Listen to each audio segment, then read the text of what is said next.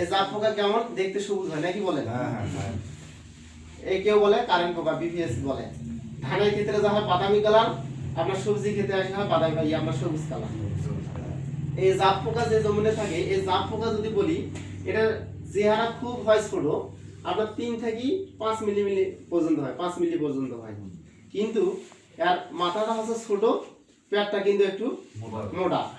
এখন এই পোকাটা কি করে, আপনার শরীর যাই হোক এই শরীরের তুলনায় 20 গুণ খাবার খায়। কয় গুণ খাবার খায়? 20 গুণ। ওই যে সামনে আছে চোখে সহ্য হবে না, খাবার দিলে আর খাবার পারে না।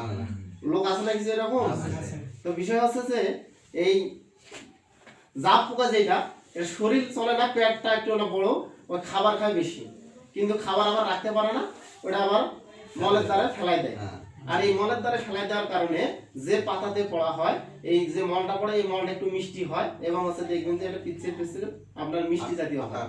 হ্যাঁ, এটা মিষ্টি হয়। আর এই মিষ্টিটা খাওয়ার জন্য কিছু কিছু অনেক সময় দেখবেন যে পিঁপড়া ওখানে আপনার লাইন হয়।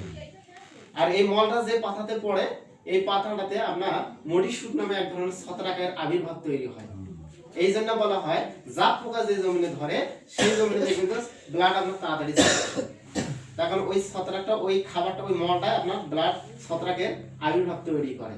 এই জন্য জাপ পোকা যে জমিনে থাকে, আপনি যত ভালো মানের আপনি ওষুধ দেন না কেন, আপনার ব্লাড সহজে থেকে আসতে চাবে না। তারপর আপনি ব্লাডের ওষুধ দিচ্ছেন, কিন্তু জাপ পোকা দেখা যাচ্ছে যে কিছুক্ষণ পরে আবার ওই ব্লাড তৈরি করার জন্য ওই মলটা তৈরি করতেছে। তো সেই ক্ষেত্রে আমরা জাপ পোকাকে